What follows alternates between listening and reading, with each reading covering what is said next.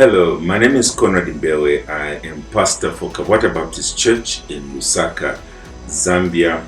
I have been in this particular work since the year 1987, and it wasn't too many years after that I got the invitation to participate in the YMCA, which was simply next door to us. So it made sense that being a pastor in the community, I should also be involved in a young people's movement, which was vibrant then and continues to be vibrant. So I began to participate in the year 1998, and then a year later was asked to become the chairperson for the Lusaka YMCA. I enjoyed that phase.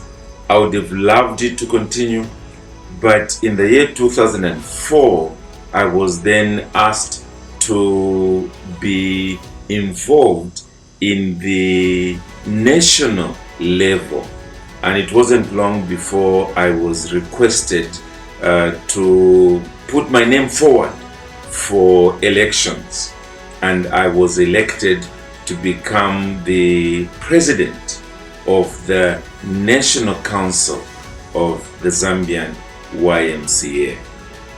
Wonderful period as we sought to enhance the different associations within the country and even begin one or two more. At that time we had Miss Ngwira, who was National General Secretary. Well, it wasn't long after that, I think must have been about 3 years, when in the year 2007, I was asked to serve. It wasn't long before I was asked to serve on the Africa Alliance Executive Committee. And because of the fact that I knew that I couldn't serve both at national level and also at Africa Alliance, I asked to step down on the Zambian board or council so that I could serve at Africa level. I gladly did so because I thought that it would help Zambia to have a footing on the continental body. So that took place in 2010, and after 4 years of serving there, I was then elected on the World Council of YMCAs, and that was in the year 2014. I served there for 3 years and then stepped down. So that's really been my progression in the YMCA, beginning in the city of Lusaka, moving on onto the national level, moving on to the Africa level, and finally moving on to the world level. I think for me, the period I enjoyed the most was the involvement in Lusaka itself, not simply as the chairperson, but simply involved with so many young people that were coming in swarms into the Lusaka YMCA for all kinds of activities, social activities, economic activities, educational activities, spiritual activities, recreational activities, and so forth, and just mingling with them and helping them with the various difficulties that they were having at personal level, interpersonal level, economic levels, processing what it was that they needed as far as the future was concerned. Those were my best days. And looking back, yes, I got my own life involved with so many of these young people. Some of them I am able to see from time to time because I still live within Lusaka, and I'm glad to see that they are still going forward.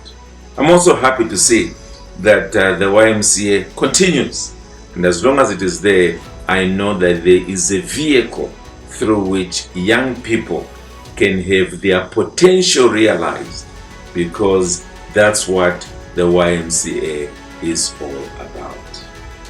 Yeah, some of the policies that we dealt with in the period when I was involved at Zambian national level would have been the Christian emphasis policy. I think we were quite concerned at that time that we were simply doing activities without emphasizing the C in the YMCA. And so within Zambia, I chaired a subcommittee that worked at coming up with a policy that would clearly delineate two levels of membership and also encourage Christian activities in all the local associations. Another policy that I dealt with while I was involved at national level was the financial turnaround policy. That has always been one of the greatest challenges, not only in the Zambian YMCA, but in a number of YMCAs on the African continent, that our national YMCAs and our local associations would have clear means and policies that would enable them to be viable financially. And what we did, realizing that for us it wasn't just an issue of being feasible financially, but actually turning around completely so that we can go from going further and further into red, but to come out into the black and even continue going forward. So although the final fruit was never realized in my years, but it was good to see that an actual policy was put into place.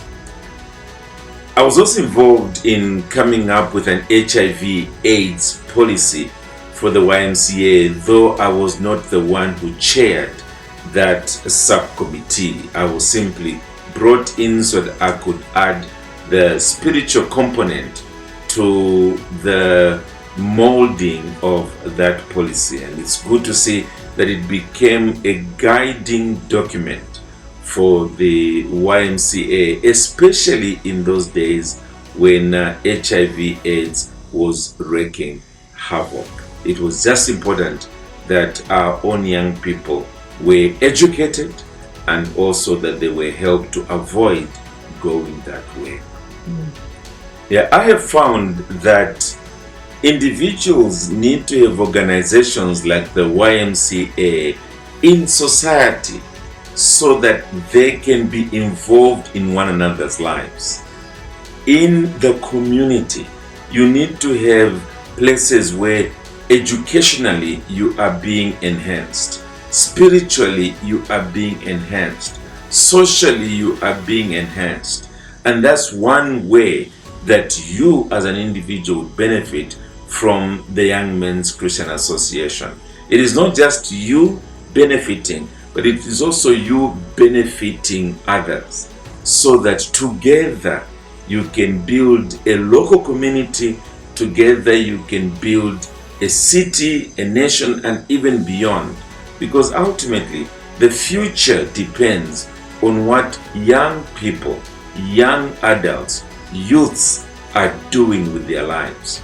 And the YMCA, with its wonderful triangle, ministering to you in terms of your mind, in terms of you spiritually as well, and socially, is something that you can benefit from. So I'd like to encourage you, if there's a YMCA in your neighborhood, don't overlook it.